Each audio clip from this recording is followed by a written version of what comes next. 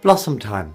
I picked this off the pavement underneath the tree and brought it home to put it in some water. Didn't want you to think I vandalised a tree. Last year, at Blossom time, I was in Plymouth. We were working on creating out of the air, out of shreds and patches and bits of old memories and reverie, a show. We didn't know where it was going, except that it was heavily dependent on this gentleman. And because of the Shakespeare connection, I had the idea of writing a sonnet or two. I rather fancy myself as a sonneteer. And I was going to put in these sonnets 14 lines, rhyming couplet at the end. Something of the excitement and process of creating this show. From shreds and patches, as I say, so to speak. Anyway, they didn't go down very well. I did them as conversationally, I did them rhetorically. No, so I gave up. Nothing daunted. It is Shakespeare Week after all, has been. I've written another one. Don't go away. I'm going to tell you a story, first of all, about a great Lear of the 20th century. Donald Woolfit, Sir Donald Woolfit. I think I told this in the show at one stage. Well, I acted with an actor in Tatty Rep in a Tatty play, who'd actually worked with Sir Donald in Lear, in lots of Shakespeare plays, walking on, of course. What was he like? I said, do tell me. What was he like? He said, well, he was all right, as long as he didn't decide to sing. I couldn't quite, singers have to sing, but actors perhaps don't. I suppose you get carried away on the iambic pentameter and you're playing Hamlet one night, Macbeth another, and so on and so forth, and you're Donald Woolfit, and so you sort of start getting into the way of the thing, and you forget what you're talking about. Well, he was meant to be great all the time. Anyway, be that as it may, who gives a damn that I've written a sonnet in praise of Shakespeare? Don't sing it. Here goes. It's as if one's talking to him, really. In eternal lines to time you go, more powerful now than when you lived and breathed. We actors, so illumined by your glow, live your poetry as new conceived. Your players share your now, and leave the scene. Shakespeare, you outlast our last encore. When few remember we have ever been, you'll be called again forevermore. And yet we strut the stage with you a while. Your very thought invades us, heart and mind. Our borrowed flesh and blood, each tear and smile we lend to you. Thus bound, yet unconfined, in partnership thus gilded we aspire to taste of worlds undreamt of and entire.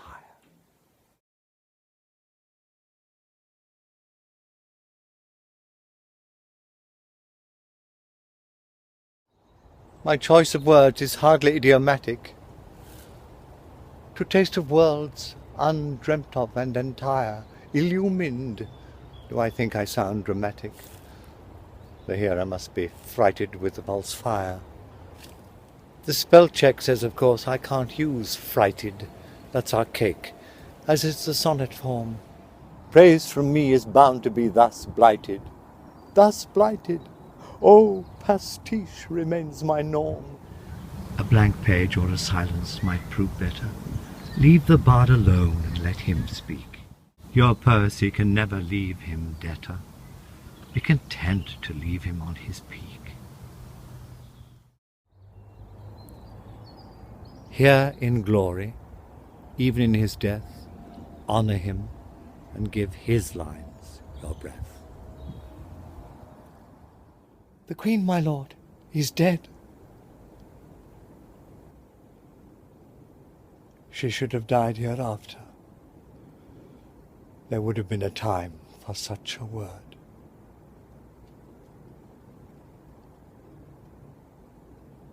Tomorrow, and tomorrow, and tomorrow, creeps in this petty pace from day to the last syllable of recorded time. And all our yesterdays have lighted fools the way to dusty death. Out, out, brief candle. Life's but a walking shadow, a poor player that struts and frets his hour upon the stage and then is heard no more. It is a tale told by an idiot, full of sound and fury, signifying nothing.